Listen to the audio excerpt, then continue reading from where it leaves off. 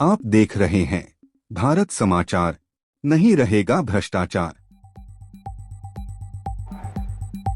नमस्कार, मैं शब्बीर हसन और आप देख रहे हैं भारत समाचार। जैसा कि आप सभी जानते हैं, छत्तीसगढ़ विधानसभा चुनाव 2023 जो कि अपने अंतिम चरण में पहुंच चुका है। जी हां, आप लगातार देख रहे हैं कि भारत समाचार की ओर से खास पेशकश की शुरुआत की गई है जिसका नाम है किसमें कितना है दम। इसी सिलसिले में आज भारत समाचार की टीम सीतापुर विधानसभा क्षेत्र में आ पहुंची और मैं बता दूं, सीतापुर विधानसभा क्षेत्र से भारतीय जनता पार्टी की ओर से मैदान में लड़ाई करने को उतरे हैं एक सैनिक। मैं कहूंगा आर्मी विभाग को छोड़ करके आज वो जन सेवा करने के लिए सीतापुर विधानसभा पहुंचे हैं। मैं ज़्यादा देर नहीं करते हुए इनसे आपको रूबरू कराऊंगा और जानूंगा कि आखिर ऐसी क्या बात आ पड़ी थी कि जो अपने वो अच्छे खासे नौकरी को छोड़कर इस सीतापुर विधानसभा में आकर चुनाव लड़ रहे हैं। जी हाँ, बात कर रहा हूं मैं भूतपूर्व सैनिक राम कुमार टोप्पो जी की, जो कि भारतीय जनता पार्टी से नियुक्त किए गए हैं और वो इस विधानसभा क्षेत्र के लिए कितने तैयार हैं, आइए हम इनसे बात करते हैं और जानते हैं। सबसे पहले आपका बहुत बहुत स्वागत भारत समाचार में। धन्यवाद। जय हिंद।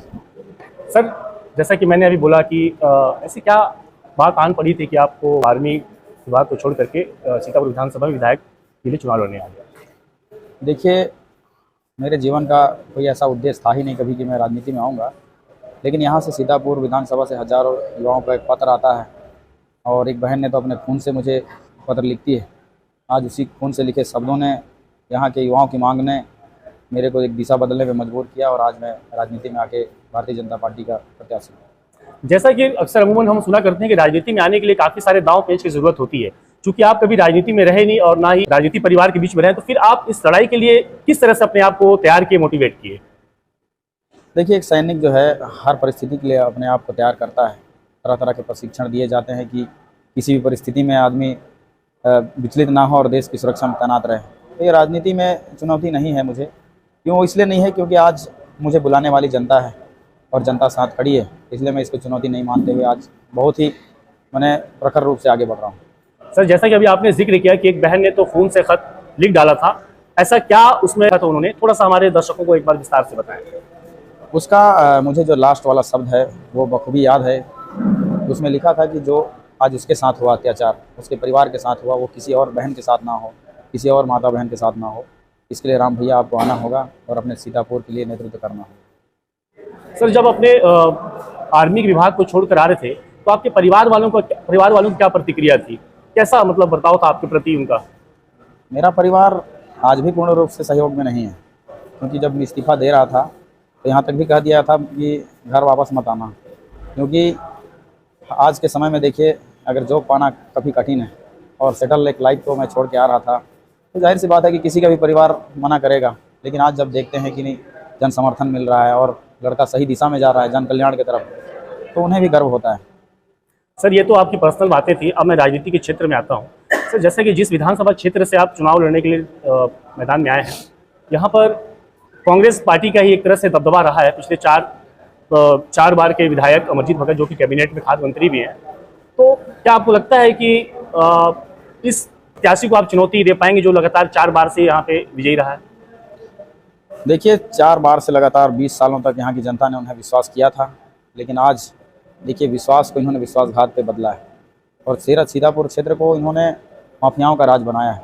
चाहे वो रेत माफिया हो, चाहे भू माफिया, हजारों एकड़ जमीन के घोटाला, उनके विश्वास को तोड़ा है और आज जनता शायद इसीलिए मुझे पत्र लिखकर यहाँ बुलाया है। सर, मैं आपसे अंतिम सवाल ये करूँगा कि जैसे यहाँ पे आम आदमी पार्टी की ओर से भी प्रियंका मिंज, जो कि डमी प्रत्याशी के रूप में नियुक्त की गई थी पहले, बहरहाल यहाँ से आपके मुन्नालाल टोप्पो जी आम आदमी पार्टी से खड़े हुए थे, लेकिन उनके नामांकन को खारिज कर दिया कि कोई दस्तावेज में त्रुटि हो या तो फिर षड्यंत्र के शिकार हुए। ये तो खैर आने वाले जांच के विषय है।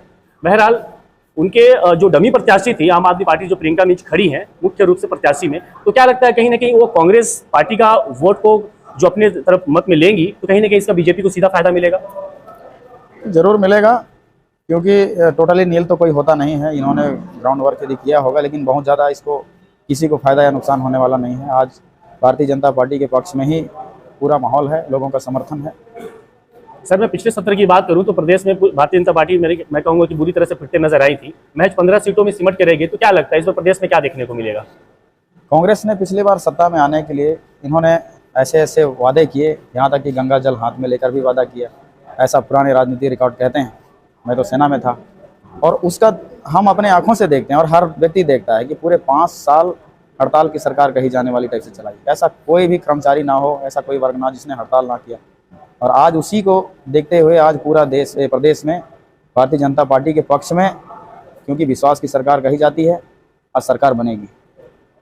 सर, जैसा कि कांग्रेस पार्टी का अभी एक नारा है कि अब की बार 75 पार, अब की बार 75 पार, तो ये सिर्फ नारा उनका नारे तक है या इस नारे के हिसाब से आगे वो ऐसा कुछ करने वाले हैं? वो भारतीय जनता पार्टी को शुभकामनाएं दे रहे हैं कि अब की बार 75 पार। उनके स्थिति खराब है, इसलिए स्थिति को हमने पब्लिक के बीच में अच्छा बताने के लिए ऐसा नारा लगाया जा रहा है। सर, मैं अगर घोषणा पत्र की बात करूं, जैसे भारतीय जनता पार्टी की ओर से घोषणा की गई थी कि प्रत्येक विवाहित महिलाओं को प्रत्येक मासिक उनको 1000 रुपये और वार्षिक उन्हें सालाना 12,000 रुपये दिया जाएगा। तो बीते 24 घंटे में ये कांग्रेस से घोषणा पत्र भी नहीं थी, तो पत्र को प्रिपेयर हो करके और उसको आगे बढ़ा के 15,000 किया, जो कि उनके प्रथम जो घोषणा पत्र आई थी उसमें ये चीज़ नहीं था। तो क्या लगता है ये कि जनता को लुभाने का उन्होंने हथकंडा अपनाया? बिल्कुल हथकंडा है ये, और इस बार जनता लुभाने वाली नहीं है, क्योंकि पिछली बार 5 साल इन्होंने झूठे वादे करके सरकार में आए और आज भी चाहते हैं कि घोषणा पत्र की लड़ाई करके लालच देकर ये सत्ता में आना चाहते हैं। बहुत बहुत धन्यवाद। ये थे हमारे बीच राम कुमार टोप्पू जी, जो सीतापुर विधानसभा से विधायक पद के लिए नियुक्त किए गए हैं। इन्होंने हमारे भारत सवाल के सारे जवाबों का काफ़ी शालीनता और बेबाकी से जवाब दिया और उन्होंने कहा कि मैंने सेना को इस्तीफा जब दिया तो मेरे घर वाले भी मेरे खिलाफ थे और उन्होंने काफ़ी मना किया। उसके बावजूद इन्होंने कहा कि आज जो महिलाओं पे, जो भी अल्पसंख्यक उन पे जो अत्याचार लगातार हो रहा है, तो उन सभी के लिए मैंने उस विभाग को छोड़ा और मैं जन सेवा करने के लिए यहाँ पे आया। और उन्होंने कहा कि इस बार जनता भी परिवर्तन चाहती है और वास्तव में हम परिवर्तन करके दिखाएंगे। हम इसी तरह से अपने खास पेशकश इसमें कितना है दम में लगातार अलग अलग राजनीतिक पार्टियों से मिलते रहेंगे और आपको चुनावी माहौल से रूबरू कराते रहेंगे। तब तक के लिए दीजिए मुझे इजाज़त। कैमरामैन सैफ के साथ मैं शब्बीर हसन, भारत समाचार, सीतापुर, छत्तीसगढ़।